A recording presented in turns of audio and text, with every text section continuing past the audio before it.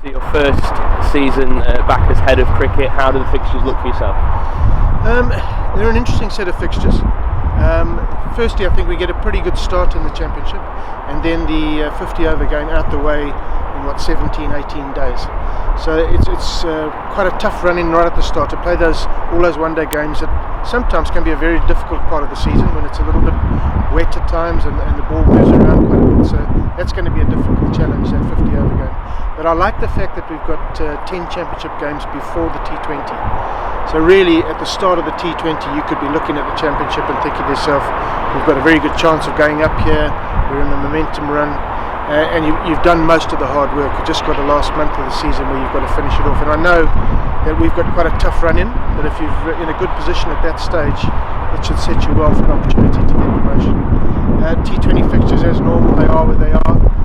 As normal, we've got a 4-day game in the middle of them, which is not easy for any team, but insist on playing them that way, so we just got to get our heads around it and make sure that we're ready for it. I think one of the advantages of having a smallish squad is that everybody is playing cricket at the time. My recent experiences of being in a big squad, when there's players who only play red ball cricket, it's a long time for them out of the game, not playing, and then suddenly they've got to come back and play a 4-day game.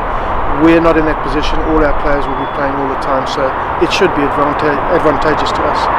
And obviously due to international scheduling, there is an earlier start to the season. Does that inform your preparations now? No, we've prepared for that early start. We had an idea it was coming. So no, it doesn't really affect us. Obviously, we would be hoping for a really nice spring. This season has just gone. It rained every day here, and I don't think the lads in Derby got outside one day prior to the start of the season. We're hoping for better conditions than that. The other thing that's very exciting about the fixtures, of course, is the game against Australia at the back end of the season. That'll be wonderful to host the Australian Test team here, and we'll be putting out a good side against them. And you mentioned the Australia game there. I mean, that's the sort of thing that really does attract supporters, and you're hoping to see a big crowd for that fixture. It'll be great to see a big crowd in. As I say, we will be putting out a good side against it. I would hope that the guys will be knocking on the door wanting to play. So, we'll be sensible. If we're in a good position, we need to rest one or two, we might, but my inclination is we'll put out our best side we can.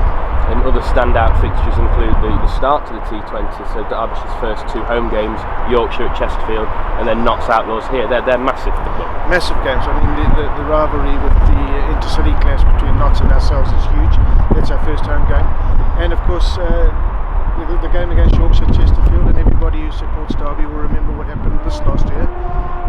Hopefully it doesn't go quite to the wire like that, but it's always a nice fixture to play the Yorkies there. So you mentioned a slightly smaller squad, but a very competitive squad, and one that any player can play for the team on their day. Are you hoping to utilise the whole squad throughout the performance? Very much so. If you looked at our squad, we perhaps are a little bit light on genuine top-order batsmen, and hence the reason for Tom Lace joining us. But we have got all-rounders who can play in batting roles. But we've got a nice bowling squad within that 17. So that I'm happy with the size of the squad. I reckon in an ideal world, you might want the squad to be, say, 20. We've got 17. But we've got a good academy going as well alongside it, so I don't envisage too many problems with the size of our squad unless we get an abnormal amount of injuries. And it gives the younger players, particularly the bowlers in this case, the chance to come through. And I want to play them. That's the big thing. I have no fear in playing our young bowlers. I've seen 2 of them in action. Alfie Gleedle at the moment is carrying a bit of a back niggle, so I haven't seen him in action yet, but I've seen the other 2 indoors working with Steve Kirby, and I have no problems with playing them in a side, especially in a side that's carrying 4 seamers, so they become part of an attack, not